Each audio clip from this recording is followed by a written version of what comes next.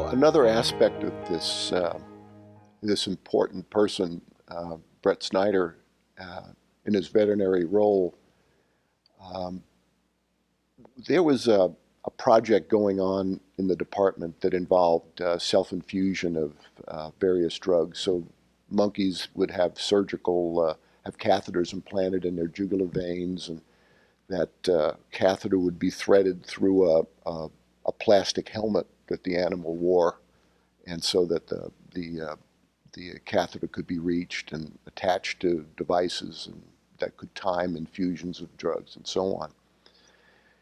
And I noticed that, and this wasn't a research project that I was directly involved in, but I was quite knowledgeable about it.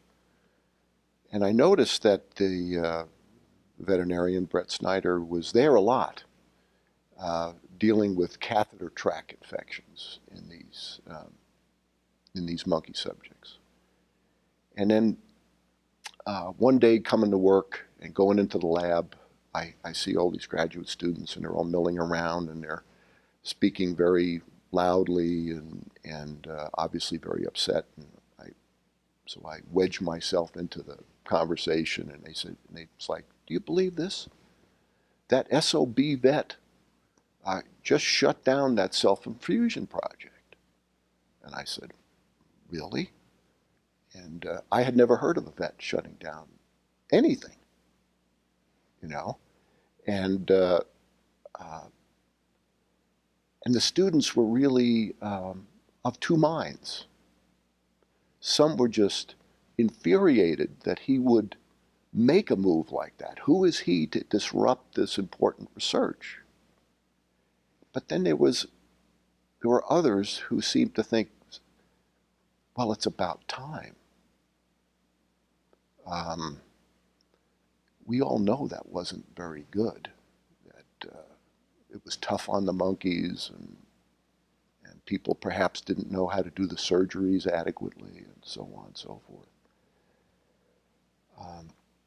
And that certainly leads to the question, you know, I think most or many scientists, you know, will tell you that self-regulation is the way to go. You know, leave us alone. We know what we're doing, and if we don't, we'll ask for help, and things will be fine. We don't need university committees looking over our shoulders, or NIH or OLA coming, or USDA investigating this. We don't need any of this. In fact, it's insulting.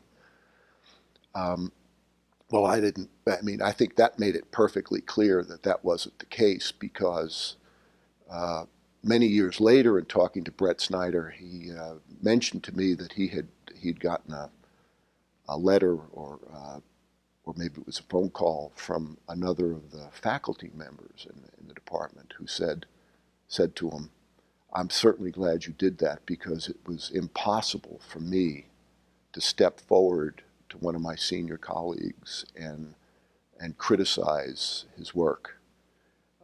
He was saying I couldn't do it. He said, "I know it looks like I'm chickening out here, but it just wouldn't have happened.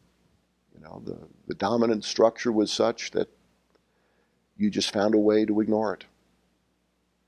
And I thought, again, that was a very important lesson about the necessity of outside people, not conflicted or involved in a social dynamic relationship, trying to provide judgments about the quality of work and the effectiveness of researchers' work, and how thoughtful they can be.